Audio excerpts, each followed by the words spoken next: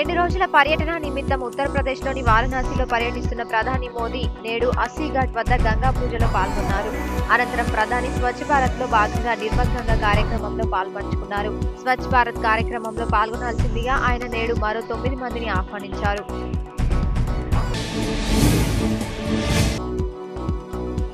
కేంద్ర కేబినెట్ విస్తరణ రేపు జరగనుంది. మధ్యాహ్నం 1 గంటకు కేబినెట్ విస్తరణ ఉంటుంది. ఈ విస్తరణతో 5 నుంచి 10 మందికి కేంద్ర మంత్రి పదవులు వచ్చే అవకాశం ఉంది. ఎంపీ బండారు దత్తాత్రేయకు కేంద్ర మంత్రి వర్గంలో చోటు దక్కనుంది. రాష్ట్రం నుంచి బీజేపీ తరఫున లోక్సభకు ప్రాతినిధ్యం వహిస్తున్న ఏకైక నాయకుడు దత్తాత్రేయ.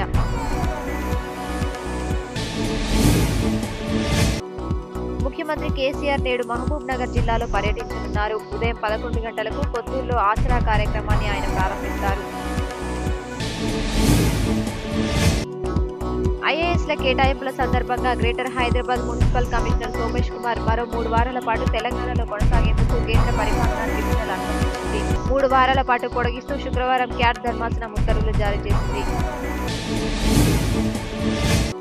రష్యాలోని సోచీ వేదికగా జరుగుతున్న ప్రపంచ చెస్ ఛాంపియన్లో భాగంగా నేడు తొలి గేమ్ ప్రారంభం కానుంది. ఈ పోరులో భారత చదరంగ రారాజు విశ్వనాథన్ ఆనంద్, నార్వే యువయోధుడు కార్ల్సన్ తలపడుతున్నారు. సాయంత్రం 5:30 గేమ్ ప్రారంభం కానుంది.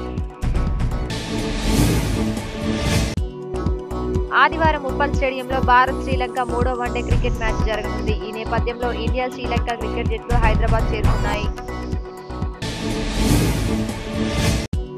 ప్రస్తుతం ప్రముఖ క్రీడాకారుల ఆత్మకథల హవా నడుస్తోంది. ఇప్పటికే క్రికెట్ దిగ్గజం సచిన్ తన ఆటోబయోగ్రఫీతో సంచలనాలు సృష్టిస్తుంటే ఇప్పుడు తాజాగా టెన్నిస్ క్వీన్ సానియా మిర్జా తన ఆత్మకథ రాయడంలో నిమగ్నమైందట.